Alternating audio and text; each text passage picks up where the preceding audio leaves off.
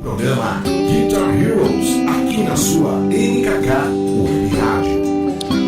Estamos de volta, programa Guitar Heroes, a confraria. Bom, o nosso convidado de hoje é um convidado, que eu posso dizer assim, histórico. Ele iniciou a carreira musical dele em 1972 numa banda junto ao grande Celso Pixinga. Em 1973 e 74, ele participou da legendária banda Made in Brasil, né? Dedicou-se ao violão erudito até 1978. Em 1981 passa a ensinar guitarra e violão. Em 1987, ele é um dos fundadores da primeira versão do IGT do saudoso Vander Tafo. Também, de uma certa forma, foi coordenador pedagógico também nessa primeira versão do IGT, né? Na década de 90, ele lançou nada menos que 7 videoaulas de vários assuntos relacionados à guitarra. Nos anos 2000 foi colunista da revista Guitar Player, que hoje infelizmente já não existe mais. Lançou vários métodos de guitarra por 4 editoras, tem vários canais no YouTube, além do próprio site dele, www.wesleylelycaesar.com. Além disso tudo, ele tem um trabalho extenso de pesquisa musical no cerne da cultura e da sociedade, que culminou com um livro chamado Música, Cultura e Sociedade, tá? Lançado em 2012, publicado, né? Partindo de um mapa que ele mesmo desenvolveu na década de 70, a partir da década de 70, com vários desdobramentos. Até hoje esse mapa não para. Se ele não falar parei, não para mais. Com vocês, senhores, Wesley Lely Caesar. É isso aí. Prazer enorme, Lely. Tá é meio chato falar um guitarrista histórico, mas eu não tenho outro termo para falar, porque você realmente faz parte da história da guitarra, não só de São Paulo, mas no Brasil, né? Então, eu agradeço muito o convite, você foi agradecido. Mas assim, eu não me sinto assim, do jeito que você tá. Posso falar? Sim, claro. Eu não me sinto assim. O que eu sinto em relação a mim, que eu vejo, né, analisando de fora, né? Você tem que se colocar de fora para você ter uma... Tem né? que separar. A figura do Lely é uma coisa, o Wesley é outra. Apesar que os outros é que fazem o conceito da gente, né, gente? Não adianta a gente querer, porque os outros é que fazem. Mas assim, o que eu me vejo mais, eu me empenhei na área de educação mesmo, né? A minha vida artística ficou muito restrita, ficou restringida em função da questão dessa minha dedicação à educação musical, né? Se é que eu posso colocar assim. Porque assim, quando eu falei, eu vou dar aula, eu vou começar a dar aula, eu falei, então eu tenho que me dedicar, eu tenho que me preparar, eu não posso simplesmente só porque eu toco, né? Então eu sou professor? Não é assim. Uma coisa, você pode ser o maior virtuoso do mundo, isso é uma coisa, outra coisa é saber dar aula. São coisas totalmente distintas. Aliás, os grandes virtuosos, às vezes, nem são os melhores professores. Entende? Nem sempre. Entende?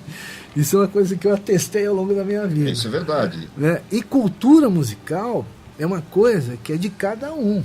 Porque, veja bem, tem grandes músicos que não têm cultura musical. Isso eu atestei ao longo da minha vida também. Veja bem, não estou aqui falando nem mal nem bem de ninguém. Sim.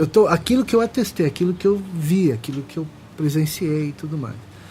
Então, o que acontece? Eu não me sinto assim, herói, como eu estou dizendo. Chama Guitar Hero, porque o nome do programa é Guitar Hero. E o Guitar Hero me remete a dois aspectos interessantes. De imediato. Deve ter mais aspectos, né? Mas tem dois que são imediatos. Que, assim, um é da mitologia. Que o herói, né? O herói que vem das mitologias. Né? Sim, o herói. Né? E na nossa civilização cristã, é uma imagem de Cristo. Porque o Cristo é o nosso grande herói. Né? São os arquétipos, cristã, né? São os arquétipos, exatamente. Então, essa é uma primeira coisa que remete. E outra coisa que remete é a criação da guitarra... assim, pelos norte-americanos, a guitarra elétrica. Sim. Guitarra elétrica. E aí eu fico pensando numa coisa assim, quem será, né? Isso que é curioso, você vê como é a história. A guitarra elétrica é norte-americana, mas a guitarra mourisca chegou no Brasil em 1600. Teria chegado, será, a guitarra mourisca nos Estados Unidos em 1600? Com certeza não. Não, em 1700 e alguma coisa, que foi em Virgínia Natal, que chega o primeiro navio cargueiro de negros, os primeiros africanos trouxeram o banjo. Então, um instrumento de corda. Sim. Mas eu estou falando de guitarra. Né? Guitarra mourisca chegou em 1600. Veja bem, o Brasil não é o país do futebol, é o país das cordas, da guitarra. Só que a guitarra elétrica que é norte-americana. Então fica parecendo que nós absorvemos isso deles, né? Dos norte-americanos, trouxemos para nós, nos colonizamos, né? Somos colonizados culturalmente, né? Porque se fala ser colonizado e tal. Não sei se é assim. Eles apenas eletrificaram um instrumento que nós já tocávamos. E se alguém tem dúvida, é simples. É só fazer um levantamento, uma pesquisa, e você vai ver que o Brasil é um dos maiores exportadores de violonistas do mundo. Violonista erudito. Certo. E o violão, só para arrematar essa ideia, você fala, não, mas você está falando de guitarra, agora falou de violão. Acontece que o violão não chama violão. Chama no Brasil violão. Chama guitarra. O Brasil, né? É guitarra. E é mais especificamente esse violão que a gente lida com ele todo dia, chama-se Guitarra Romântica do século XIX. Mas fica feio, jocoso, né? Você falou, quero aprender guitarra romântica do século XIX. Né? Pô, feio pra cacete. Eu toco guitarra romântica. Pô, mas como é que é isso, né? Parece que você tem que se enfeitar inteiro pra falar. Né? É o violão. É o violão. Esse cara, só no Brasil que chama violão. E em Portugal. O mundo todo é chitarra, né? Na Itália. Acoustic guitar nos Estados Unidos, nos países de língua inglesa, né? Enfim. Então, eu acho que em relação à guitarra, já logo como Guitar Hero, né, já, essas duas coisas já me vêm logo de imediato. E outras coisas poderão vir Sim. Daí desse nome Guitar Hero. Mas eu não me sinto Guitar Hero. Eu me sinto mais assim, um cara que se empenhou na educação. Porque o Guitar Hero é um cara que tem carreira artística, né, na guitarra. Tipo um Pepeu, vamos dizer, o Sérgio Dias, né? Sérgio Dias. Esse é um guitarrista, aliás, o grande guitarrista da minha geração, né? Quando falava Sérgio Dias, na década de 60, 70, todo mundo ficava mesmo... Era o cara, Serginho, pô, era o cara. Aliás, ainda é o cara, né? Então, ele é porque se você pegar nessa perspectiva dessa linhagem da MPB, da música que está aí até hoje, movimento tropicalista, etc. Ele é copartícipe, né? E, aliás, um dos grandes protagonistas da Tropicália, mesmo que ele não queira, porque ele estava ali do lado do Gil. Eu assisti, né? Eu assisti todos os festivais da Record. Olha. Testemunha ocular da história. Da história, exatamente. Ninguém me contou, eu vi. Então, meninos, eu vi. Então, em preto e branco, porque não tinha ainda TV colorida. A TV colorida chegou no Brasil em 73 e o primeiro programa de TV colorida que foi fantástico. E o Made in Brasil fez um dos primeiros videoclipes no Fantástico Made in Brasil. Olha. E a música é minha, viu? Menina, para de gritar. Tá no YouTube, é só ir lá. Eu não estou lá porque eu já tinha saído da banda. Mas voltando à Tropicália, já que eu estou falando aqui, vou tentar resumir aqui. A Tropicália foi fundamental porque foi um divisor de águas ali para a música brasileira e para o pensamento também, para a cultura brasileira, né? Porque chega um Caetano Veloso, que hoje está sendo execrado aí, eu sei, pela direita e tudo mais, né? Eu sei disso. Mas é que as pessoas se esquecem do papel histórico do sujeito, né? Ele, o Gil e tudo mais. Eu sou roqueiro, eu nasci no rock e nasci no pop, mas não é por causa disso que eu vou ficar agora tampar os meus olhos, né, para os outros acontecimentos históricos que não sejam necessariamente roqueiro. Então o Gil e o Caetano fizeram isso, né? Eles foram importantes porque eles juntaram vamos dizer assim, a vibe do rock com a MPB, eles juntaram tudo, né? Que eles chamavam de antropofagia cultural, né?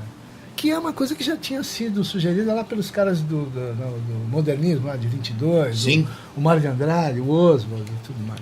Tarsila do Amaral. Tarsila do Amaral, outros, né? o Vila Lobos, né?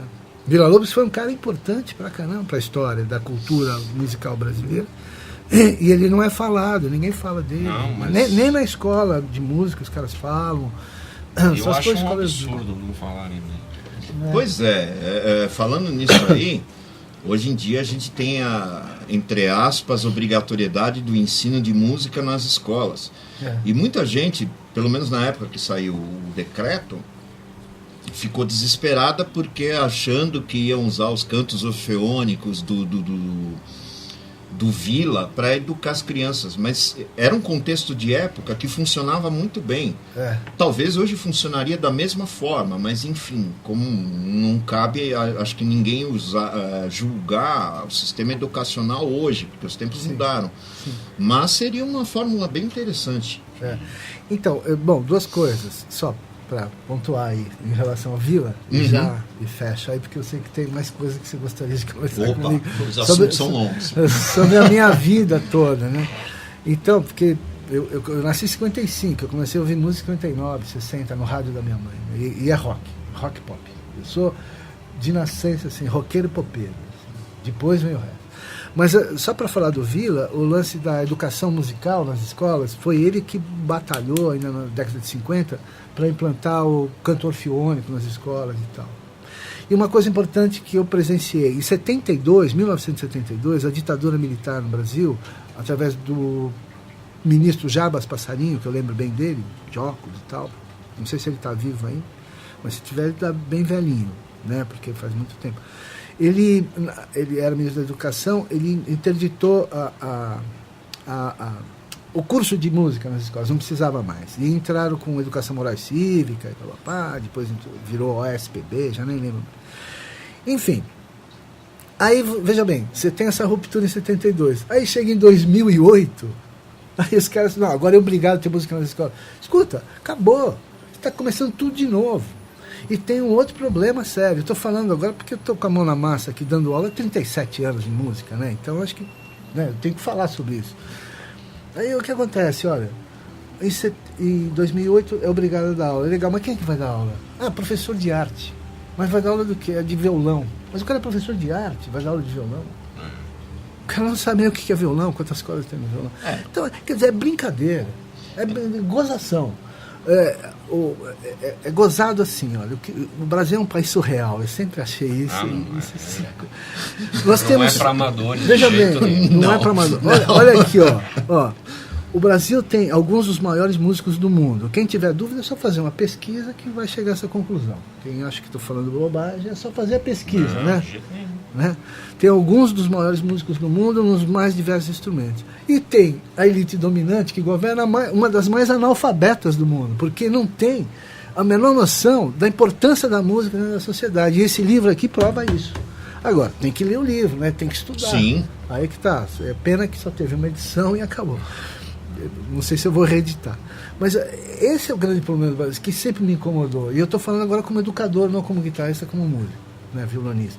Mas como educador, porque eu estou ali 37 anos dando aula todos os dias. Quer dizer, se eu não me tocar, me sensibilizar por algumas questões da educação musical, quem é que vai se sensibilizar? O contato é direto, né? Pois é. Então, eu tenho que ser crítico. Sim. E autocrítico. Sim. Porque a autocrítica é que faz a gente crescer. Exatamente. Lely, você conviveu com a turma da Pompeia. Opa! Que é, assim, para quem, pelo menos para quem pesquisa a história da guitarra dentro de São Paulo, a história do rock dentro de São Paulo e a história do rock no Brasil, como eu e o Marcelo, a gente sabe que a turma da Pompeia é pedra fundamental no assunto. Sim. E como eu disse, é uma espécie de reduto do rock, reduto da guitarra em São Paulo e no Brasil também.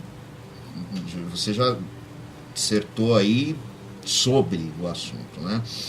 Nesse bairro surgiram alguns nomes, como você surgiram também Mozart Mello, Vander Tafo, entre vários outros, Luiz Carlini. A lista é grande. Né? Não vai dar para lembrar, Sérgio Dias Batista, enfim. A lista é enorme. Se quiser, eu faço rapidamente aqui um briefzinho sobre isso. 58, The Rebels. Rua Desembargador do Vale, eles ensaiavam. The Rebels é uma das primeiras bandas de rock do Brasil. Quem era The Rebels? Eu tenho a foto. O Nenê dos Incríveis, que era desse tamanho, que mais tarde vai ser dos Incríveis, né? O Lídio Benvenuti, que era desse tamanho, a guitarra era maior que ele na foto. O irmão dele, Romeu Benvenuti, que mais tarde vai fundar as Guitarras Bagger, anos depois. Nossa, eu lembro. Eu também lembro. Eu tenho uma Bagger 66. Então, tá guardadinha lá, porque essa tem que restaurar. Aí o que acontece? Em 58, eram os Rebels, uma das primeiras bandas de rock do Brasil. Já tinha os Beatniks lá na Rua Cotoxó, que o Nino, que era o batera, ensaiavam lá. Quem eram os Beatniks? Isso já um pouco mais tarde, tá?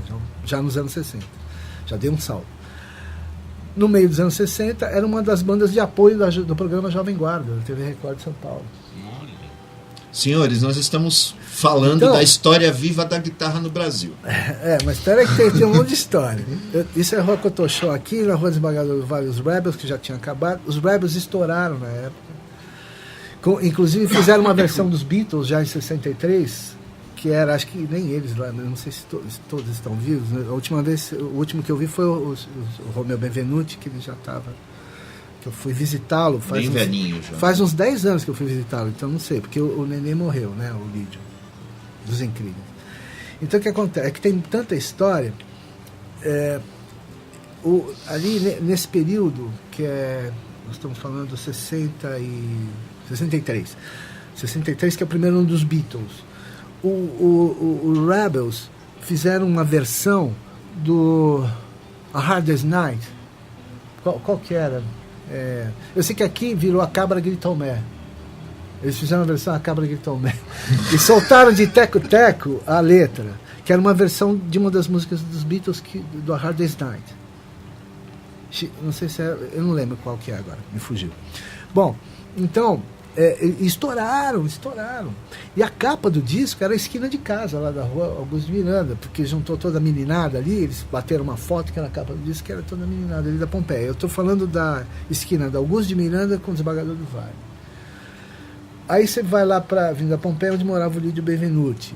Abaixo do Lídio Benvenuti morava o senhor Vitório Quintili, que foi o primeiro grande luthier. Que morava um casarão ali, todos já falecidos, né?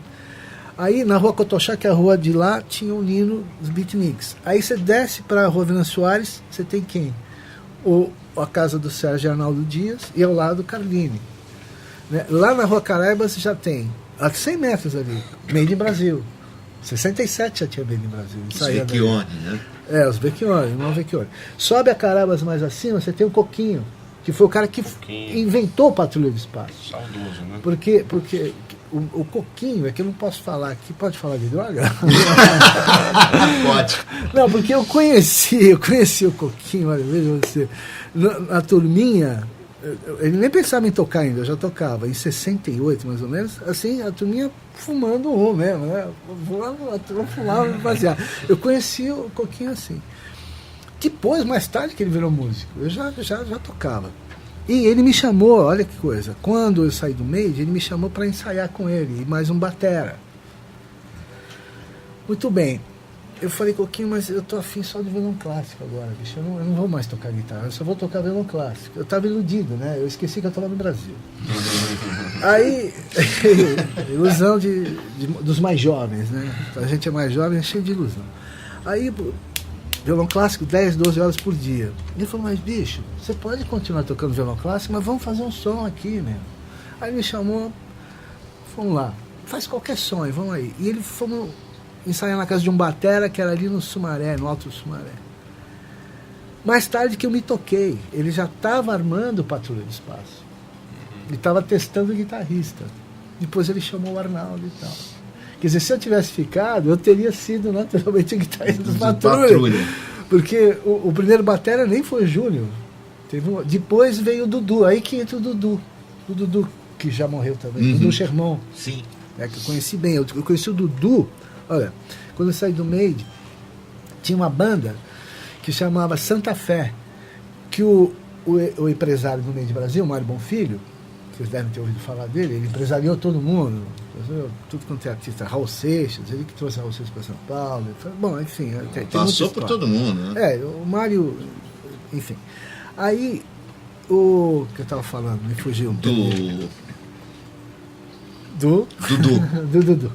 O Dudu Chemon eu conheci na banda Santa Fé, que é uma banda que quando o Cornelius saiu, eu já tinha saído também, o Cornelius montou essa banda para acompanhar ele. Cornelius e banda Santa Fé. Isso já em 75, 76, alguma coisa assim. E lançou um disco que parece a Vitor. Cornelius solo. Quem é fã de Cornelius deve conhecer tudo, deve ter toda a discografia, né? E aí eu conheci o Dudu aí. Porque eu fui na casa deles lá, era perto da casa do Franklin, porque o Franklin morou ali atrás, onde mora o Babalu até hoje. Franklin Paulilo. Paulilo. É, o grande frangão, que gravou, sabe, gravou Veraneira, bom, enfim. Só não gravou com Deus e o Mundo. Bom, tocou com muita gente. E inclusive teve recentemente... teve lá o Franklin's Day. Teve o AVC, né? Enfim, que a gente está dando uma força aí também. Então, mas aí o que acontece? São tantas histórias que eu daria vários programas só das histórias. Porque a gente viveu tudo isso. E quando você falou Moza Mello e Vander Tafo, eu conheci os dois no porão do Juba. Você tem que entrevistar o Juba. Porque o Juba é o seguinte, o Juba já tocava batera ali no porão. O que é o porão? Na Rua Barão do Bananal, quase esquina com a Tavares Bastos, onde tem o Hospital São Camilo, ao lado ali. Ali naquela rua, naquela casa que está lá até hoje, lá no porão, é que rolava o som. Então o Moza ia para lá tocar. Então tinha um trio que chamava Fush, que era o Juba na batera, microfone, amp, equipamento, é o mais precário que você pode imaginar. E os caras tiravam puta som, com equipamento precário. Agora, ninguém me contou, eu estava lá, eu vi vários. O Moza, meu Deus. E naquele tempo ele nem sabia qual é o nome da pentatônica, mas quebrava tudo, sem saber o nome. Ele estava fazendo sem saber o que estava fazendo. Mas, porque o Moza, já antes dessa época, ele já tinha tocado no Selvagens, já tinha feito a Mini Guarda, do Ed Carlos, em 1967, 68. Já estava na estrada, Não sei se vocês sabem que existiu a Mini Guarda. Sim. Porque a Jovem Guarda foi da TV Record. E a TV Bandeirantes resolveu lançar a Mini Guarda com esse cara chamado Ed Carlos, que era um cantor. Eu fui aluno do Mozart, ele me contou várias vezes essas histórias. E, então, ele tocou inclusive com o Pepeu Gomes, que o Pepeu foi nessa banda. Né? Mas eu não conheci o Mozart ainda aí. Agora, um belo dia, eu conversando com o Moza, né? Porque eu conheço o Moza desde 71. Eu falo, mas eu morei na Augusto Miranda. Eu falei, mas eu também morei. Mas quando? Eu morei em 50. Eu nasci em 55, fui pra lá em 58. Ele falou, mas em 58 eu morava na Augusto Miranda. Mas onde você morava? Eu falei, eu morava ali em tal lugar. Quando eu fui ver, nós éramos vizinhos. Quando o Nenê de cola. Você acredita nisso? Mas a gente só foi ter amizade mesmo em 71. Só. Histórias importantíssimas. Então, mas tem mais nomes aí, são muitos nomes. Se for... E uma coisa importante, não é só roqueiro. Na divisa com Perdizes, você tem os caras da MPB.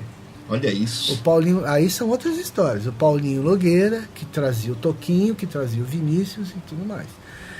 Eu, por ser violonista clássico também, eu não tinha barreira. Então eu consegui entrar na casa do Paulinho Nogueira e tocar com ele. Uma vez eu toquei com o Paulinho, violão, com a maior tranquilidade. Por quê?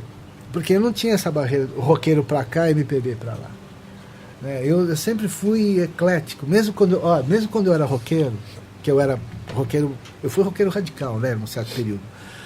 Mas eu ouvia as músicas dos antigos por conta do meu pai, que tinha uma coleção enorme de discos, né? Então isso me abriu muito a cabeça. E eu acho que eu levei isso para a vida, não só na música, mas em tudo na vida. Assim, eu sou sempre aberto. Tanto é que eu andava com várias turminhas. Eu andava com essa turminha aqui da Malucada, a turma dos drogados, mas andava com os caretas também, com a meninada burguesinha. Entende? Então eu andava com várias turmas. E aí eu descobri a turma lá do Pixinga, que era no Alto do Sumaré. O Pixinga, que era filho do Xixa, que foi um dos maiores músicos do Brasil, né? Da música brasileira. Vamos para a segunda perguntinha, e aí a gente vai dar uma pausa para continuar essa entrevista, porque tem muita história para contar. Manda lá, Marcelo. Então, bom, hoje em dia a gente está vivendo um período totalmente diferente na música e na guitarra também, com o advento da internet, toda essa coisa que tem vindo, né? YouTube e tal, né? E eu queria saber qual que é a sua ótica como pesquisador, como professor, do que está acontecendo nos tempos modernos. Então, você estava falando em relação à guitarra, à música em geral? Não, a música em geral, inclusive a guitarra também, né? Ixi, aí é complicado. Porque assim, olha, veja bem, eu procuro não ter, principalmente depois de ter escrito essa obra aqui, né? Eu me abri ainda mais. Eu procuro não ter preconceito com nenhum estilo musical. E nem devo, nem posso, pela minha posição de educador e tal. Então, eu sou genérico na música, eu ensino de tudo. Eu ensino blues, rock, pop, jazz e tudo mais, né? E na guitarra, ensino violão também. Já ensinei até sertanejo, aliás, acompanhei dupla sertaneja. Eu não tenho nenhuma barreira. O problema é que eu sou originário de uma cultura musical, esse que é o problema. Então, justamente, hoje em dia é totalmente diferente, né? As coisas, então, né? O rock hoje, por exemplo, não tem mais os mesmos significados que já teve, que teve na sua essência mesmo. Porque os roqueiros... Mas você não acha que a música, em geral, não tem mais o mesmo significado que tinha antigamente? Então, mas é que aí eu tenho que me reportar, tem um capítulo aqui, ó, rapidamente, é o capítulo, acho que... Capítulo 11 ou 12 aqui, que chama Aspectos... Aqui, Aspectos da formação da música ocidental. Os primórdios, o medievo, a era moderna, a música do mundo, contemporânea, etc. E tal. Lendo esse capítulo, se eu for pensar nessa perspectiva desse capítulo que eu escrevi aqui, eu procuro ver de uma maneira mais antropológica o negócio. Todas as culturas têm o mesmo peso, têm o mesmo valor. Né? O roqueiro não é melhor que jazzista não é melhor que roqueiro. Nunca foi. E não é só isso. Se eu pegar do ponto de vista da música ocidental, quais as definições da música ocidental dos últimos 300 anos? Tem que ter 3 elementos, são 6 elementos, mas tem que ter 3 que são os mais importantes: ritmo, melodia e harmonia. Uhum. Se eu pensar no rap, por exemplo, que é rhythm and poesy, melodia e harmonia não está lá. E o ritmo não é uma estrutura rítmica, é um pulso só. Então eu devo descartar por causa disso? Não, eu prefiro colocar como uma outra categoria, se é que eu posso chamar de arte. Porque assim, música para mim não é arte, é ciência. E eu nem sei mais se é ciência também, porque a coisa é tão mesclada que música fica entre ciência e metafísica. Aí os renascentistas inventaram de chamar música de arte. Então, retomando a ideia da música hoje, você tem um painel enorme, uma panorâmica fantástica, né?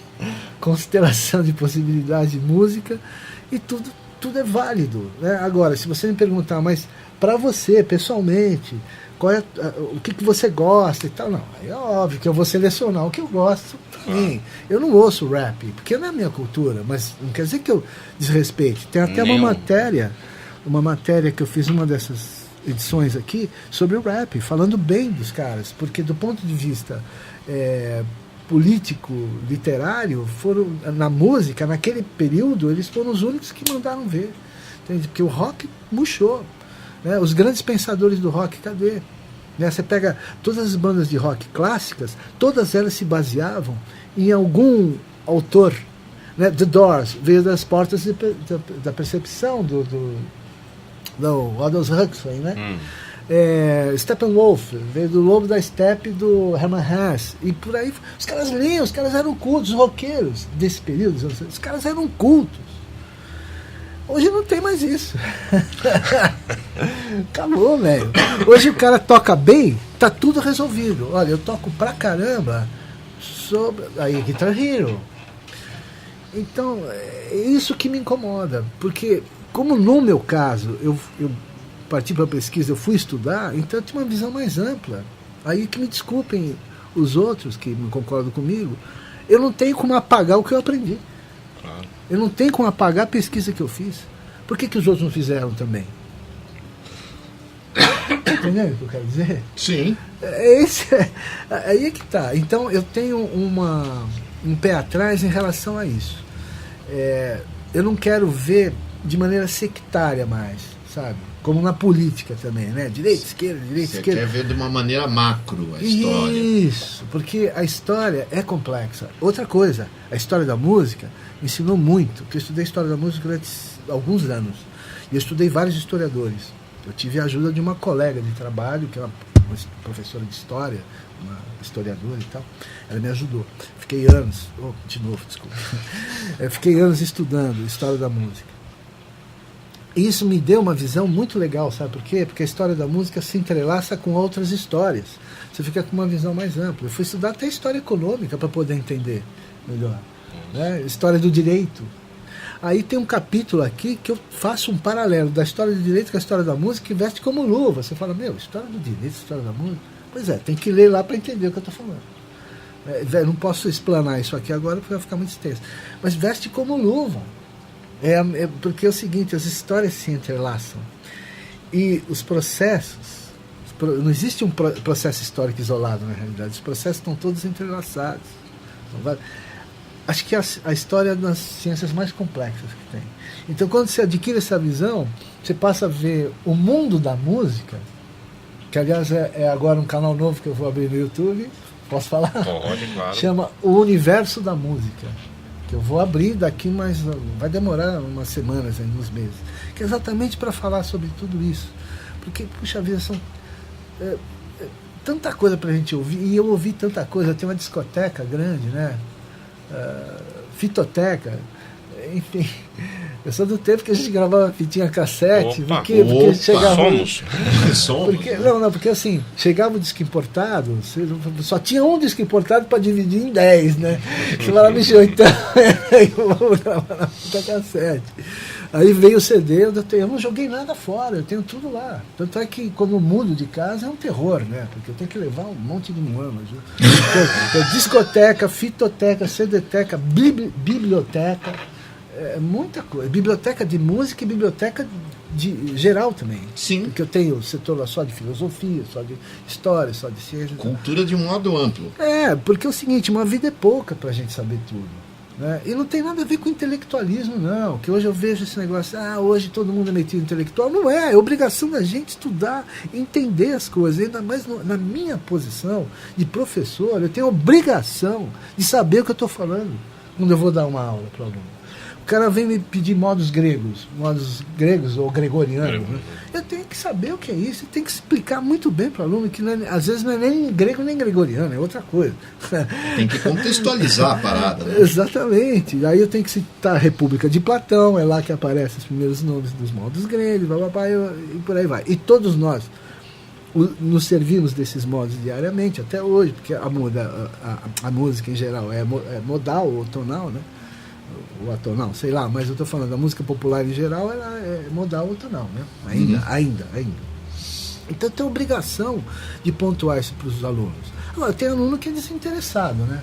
Tem aluno que não está interessado, ele só quer tocar, só o instrumento e curtir um barato. Porque a música também não tem palavras, né?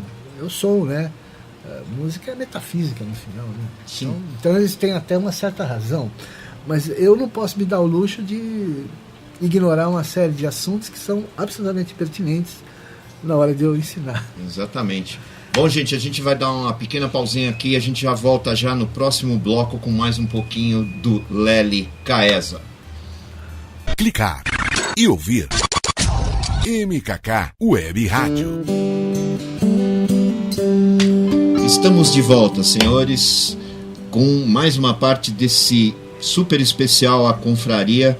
Não podia ser diferente pela figura que representa o Lely Caeza na questão da educação musical, na questão da guitarra, tanto em São Paulo quanto no Brasil. A próxima pergunta de Marcelo Fengler. Por gentileza, Marcelo. Então, vamos lá. Então, você escreveu um livro sobre uma coisa que eu adoro, cara. Eu sou apaixonado, que é o groove. Eu também sou, mas... Eu vivo falando isso. Um músico que não tem groove... Eu deixo isso pra você porque eu sou um cara gentil. Então... E aí, o que eu queria saber é o seguinte: hoje em dia se valoriza demais a velocidade, técnica, arpejo, 1000 coisas que a galera fica postando nas redes sociais e tal, mas assim, é muito raro você ver uma coisa sobre groove, né? E eu vi que você fez uma pesquisa imensa, lançou um livro muito legal, inclusive com backing tracks, com coisa assim, pra gente poder, né? Aqui tá aí. É a arte do groove. Isso. A arte da guitarra rítmica. Isso. A arte da guitarra rítmica, que parece que é uma arte meio esquecida hoje em dia. Então, e aí, assim, como toda música é construída com ritmo, né? Então, eu queria saber como que é que você procurou contextualizar os estilos dentro da história da guitarra, com a pesquisa que você fez para montar esse livro. Então, tem mais uma questão aí, é o seguinte. Quando eu comecei a dar aula na década de 80, comecei em 81, lá na minha casa, na Pompeia. Eu recebia muito garoto, com 14, 15 anos, vários garotos. Inclusive um deles era o Bina Coquet, que hoje é um grande jazzista. Foi meu aluno nessa época. E esses meninos tocavam muito bem uma onda de Yngwie Malmsteen, eles estavam alucinados por Yngwie Malmsteen, né? Malmsteen estava pintando, Malmsteen pintou mais ou menos em 82 em Los Angeles, né? Até tem a primeira entrevista dele pela Guitar Player americana, que eu era colecionador da Player americana. Ah, eu tenho essa entrevista. Eu também tenho. Aí, o que acontece? E eu tinha Guitar World também. Aí o que acontece? Eu percebia que eles solavam muito, mas eram incapazes de fazer uma base simples às vezes, né? Eu falei, caramba, não é possível. Aí, como a minha geração, a gente aprendeu primeiro a fazer base para depois solar. Eu venho dessa geração de guitarristas. Primeiro acompanhar, porque, veja bem, o que dá emprego para um guitarrista, né, profissional, é o acompanhamento, não é o solo. Escutem isso, crianças. Porque é o seguinte, guitarra é o seguinte, a cantora ou o cantor te chama para acompanhá-lo, né? Para acompanhar o nome já está falando, para acompanhar. Acompanhar. Você fala, olha, eu só sei solar, não sei acompanhar. Eu falo, bom, então você não perdeu o emprego, bicho. Aí eu notei que a meninada não tinha essa manha. Daí eu desenvolvi porque rítmica era uma coisa muito forte para mim, sempre foi, desde criança. Porque eu entrei na música pela rítmica, eu adorava dançar. Né? Então, sabe, o ritmo para mim é fundamental. Aliás, é o primeiro elemento da música, né? Não existe... vamos dizer é o mais assim, importante, né? Vamos dizer, é o esqueleto da música. É como o corpo humano, né? Você costuma fazer essa analogia. Se você tirar o esqueleto do corpo, cai o corpo. Então, o que monta a estrutura de uma música, que está por trás do esqueleto, é o ritmo. Depois é que vem a melodia e a harmonia. Agora, a melodia é a música por excelência, porque nós temos uma cultura monódica, já de longuíssima data, né? Mas o groove se tornou, principalmente no século XX, uma coisa fundamental. Se você não tiver groove, de repente você não tem emprego. Então eu desenvolvi essa apostila. Essa apostila ficou rodando, eu fiquei ensinando a meninada e tal. Quando foi na década agora de 2000 cacetado, a editora da revista Guitar Player, né, a Teresa Mello, me propôs de fazer essa... Falou, olha...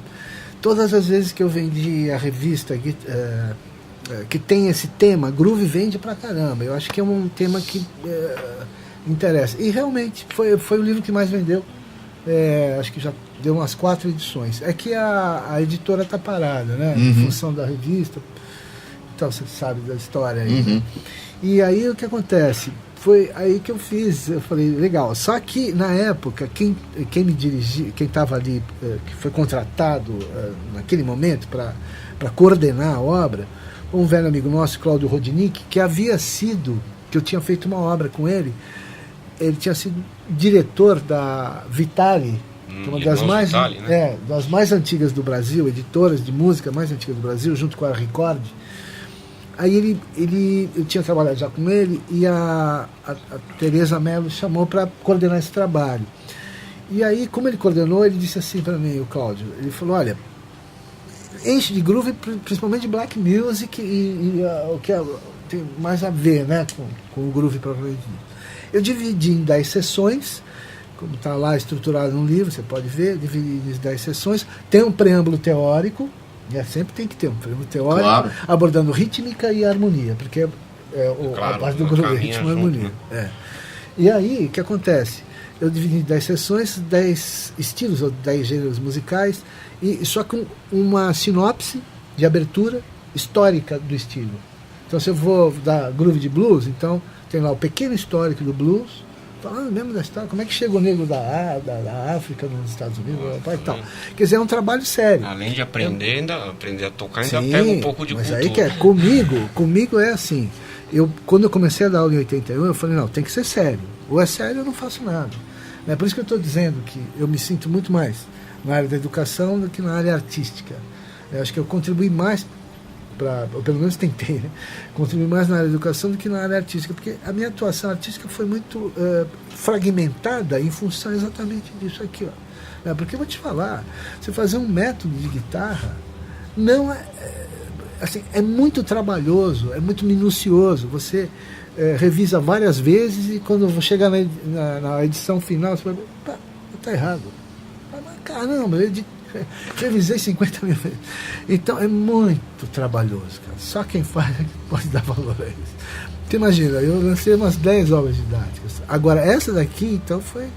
Meu Deus, né? Porque isso aqui são 3 décadas de pesquisa e 2 anos escrevendo. Nossa. 2 anos escrevendo, uma questão pessoal agora. Escrevendo, cuidando da minha mãe, que ela estava com câncer. Depois ela morreu. Os 2 anos que eu fiquei escrevendo, ela morreu de câncer e eu cuidando dela. Você imagina o estresse. Escrever uma obra dessa e ter que cuidar de uma pessoa doente, sozinho. É punk, velho. Quando eu morrer, eu vou pro céu, velho. Tenho certeza. Não tenho nem dúvida disso. Passagem só de ida. E olha que eu sou agnóstico, hein? Mas eu já tenho certeza disso. Então, o negócio do groove é essa que é a questão. Se o guitarrista não tem groove, velho, perdeu o emprego. Não vai acompanhar cantor, não vai acompanhar cantora. Esquece. E uma coisa importante também, nós no Brasil não valorizamos o groove, mas os americanos, norte-americanos valorizam. Você pega os discos lá de Michael Jackson, de George Benson, que é um grande guitarrista de jazz. Quem ele chamava para fazer base para ele? O Phil Upchurch. E eu tenho o show do Phil Upchurch, solano, fraquinho, né? Mas quebrando tudo, porque o cara é condutor, o cara é, né, como se dizia antigamente, basista, né? Basista. Pega o disco lá do Michael Jackson, só para situar aqui, para entender isso aí, o Thriller, que foi o disco mais vendido do planeta até hoje, né? Quem é que está fazendo base? Pô, o Steve Lukather está lá, o Ed Van Halen está lá no disco. Paul Jackson Jr. Quem é que faz base? O Paul Jackson Jr. Por quê? Porque o cara é especialista nisso. É igual o Nile Rodgers, né? Ele gravou milhões, vendeu milhões de discos, acho que ele nunca fez um solo na vida. Apesar do Brasil... Matador. Apesar do Brasil ter os maiores músicos do mundo, mas nós não temos esse critério de análise, né? E eu não sei se os professores por aí estão passando isso para os alunos, eu não sei. Eu sei de mim, dos outros eu não sei. Então é isso, eu acho que essa pergunta é legal, até para dar dica para quem está começando a guitarra, falando, primeiro você tem que saber fazer base, e conheça os estilos em geral. Se você pretende ser profissional da guitarra, primeiro tem que saber tocar de tudo. Eu nasci no rock e no pop, mas eu toco de tudo. Eu toco MPB, bossa nova, eu toco há muito tempo. Chorinho, eu toco desde o tempo que eu estudava violão clássico. A primeira vez que eu toquei um choro foi o quê? Nos anos 70, já tinha passado pelo meio de Brasil e tal, fui tocar Odeon, que é uma quebradeira do caramba, vai ler a partitura e fica louco.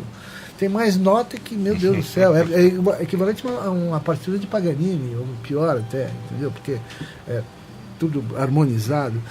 Então é isso, não tem, sabe? E outra coisa também que me incomoda, já que eu falei de chorinho, do ponto de vista musical, estrutural, é uma das músicas mais complexas. Eu estou falando a nível de música popular, música popular, porque ele traz elementos do barroco e do classicismo europeu. O barroco mesmo que influencia mais tarde Yngwie Malmsteen, né, e que influenciou antes ainda o Rich Blackmore e outros do rock progressivo. E outra coisa que eu não falei para vocês, eu sou filho direto do rock prog. Esse CD aqui é um prog light, prog soft, mas eu sou filho... O que me levou para o violão clássico foi o Steve Howe do Yes, que eu adoro Yes até hoje. Mas não só o Yes, Genesis, Gentle Giant, eu tenho tudo em vinil da época. Premiata e por aí vai, né? Puta, Premiata, Foneria Marconi, Jan Ackerman, nossa. Eu sou fã desse também. Eu sou fã de todos.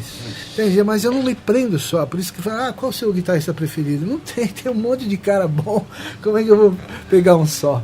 Tem milhares, não, né? Isso é complicado. Faça a sua lista dos top 5. Não dá, eu já desisti.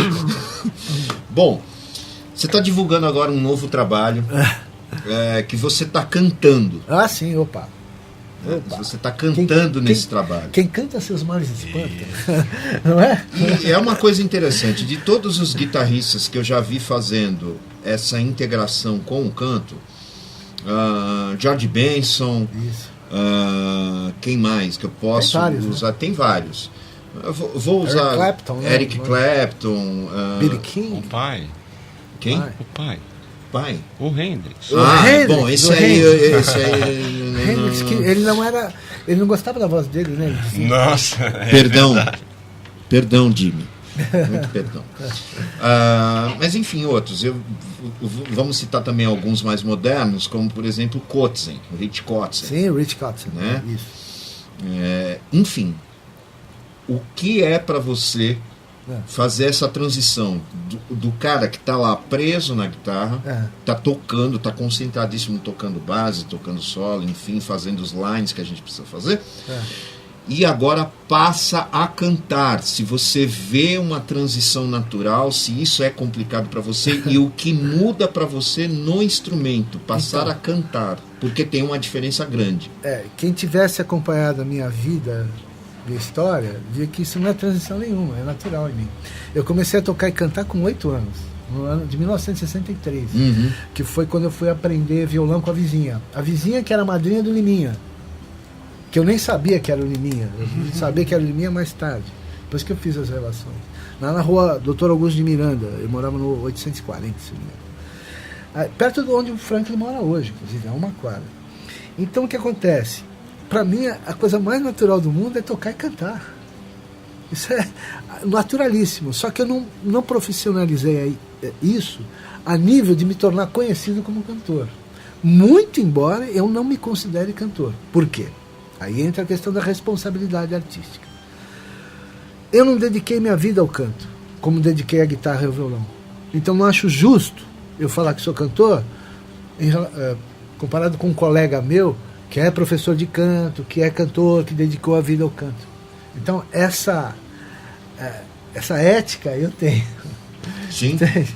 Então é isso. Agora, cantar para mim e tocar é a coisa mais natural do mundo, porque eu comecei a fazer isso com 8 anos. Sempre toquei e cantei a vida inteira. Agora, estudei canto algumas vezes, estudei canto lírico há uns 30 e poucos anos atrás, com uma senhora, que era colega, né, de trabalho também, mas já era uma senhora. E lá da Pompeia também, ela me ensinou impostação lírica. Depois estudei com alguns colegas nossos, que são professores, amigos nossos, né, que dão aula aí, companheiro de luta, né? Estudei também e tal, conheço todo o negócio da técnica de vocalismo, conheço tudo. Só que eu não tenho tempo de estudar, eu não tenho tempo de me dedicar. Então o que eu canto, quando você me ouve cantar é orgânico. Não é de um cantor que estudou, entende?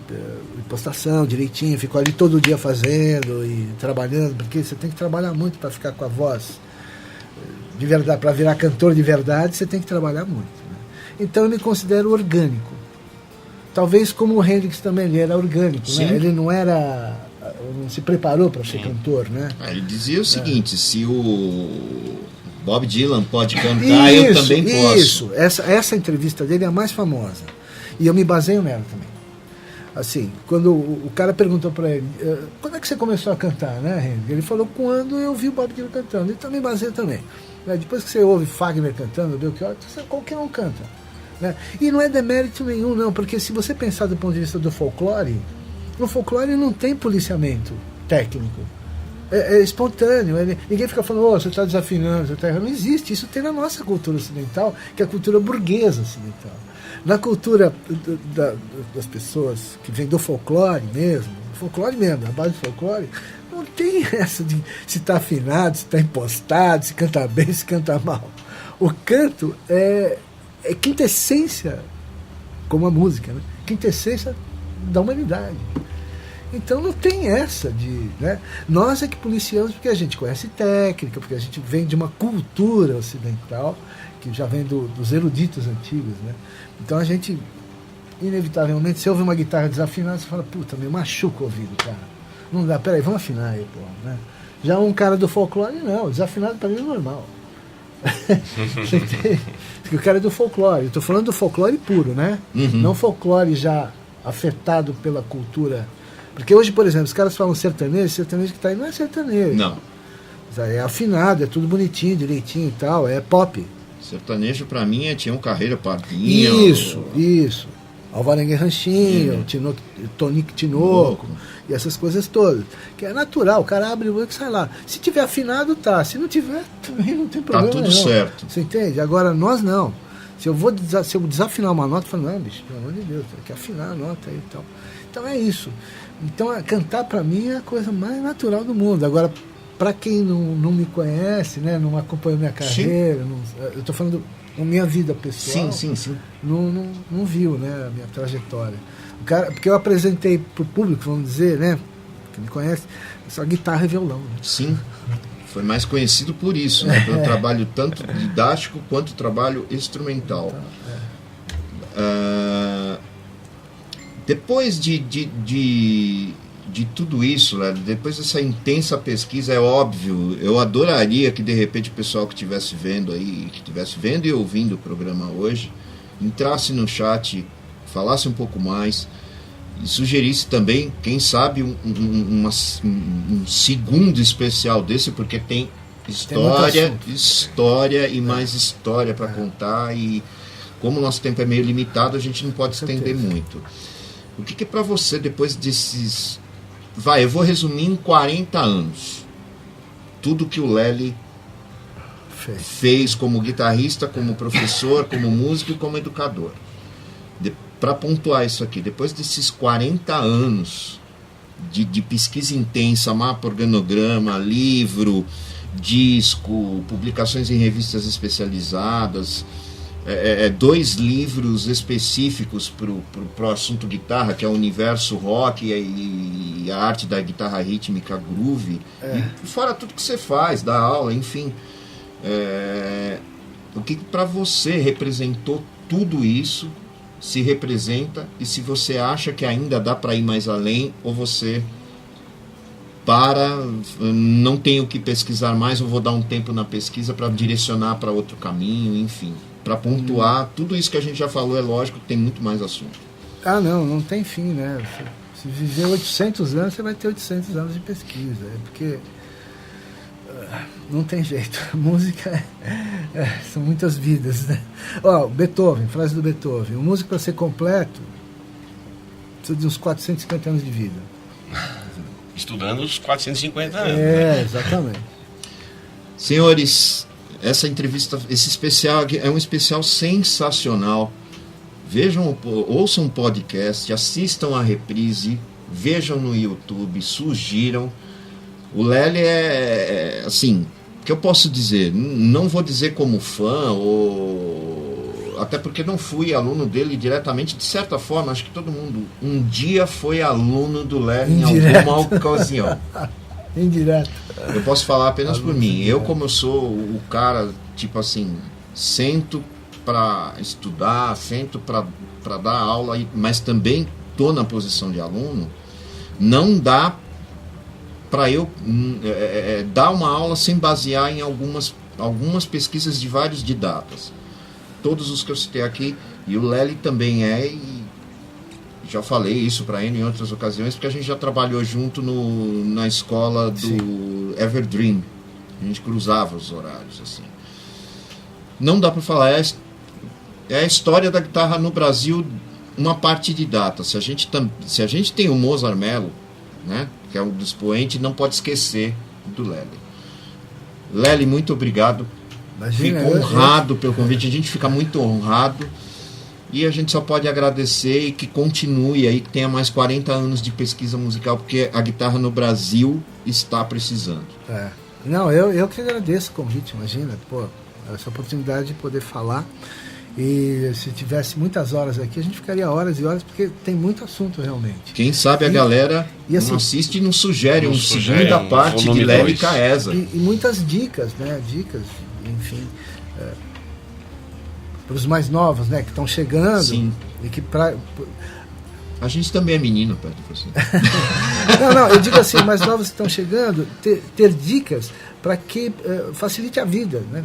Nesse Isso sentido. Aí. Fala, então não vou por aqui, que eu sei que aqui é atrás, vou por ali e tal. Só conhece o atalho quem já passou pelo caminho, né? Exatamente. Mais uma vez, muito obrigado, Lely. Uma honra ter recebido você aqui. Marcelão, sem palavras, como sempre. Marco Mendes, direção geral, programa Guitar Heroes pela MKK Web Rádio, chega de Binda Music, chat hoje ao vivo. Gente, quem sabe a gente não faz um volume 2 dessa maravilhosa entrevista. Abração, boa noite. Rock and roll sempre, hein? Boa noite. Boa noite.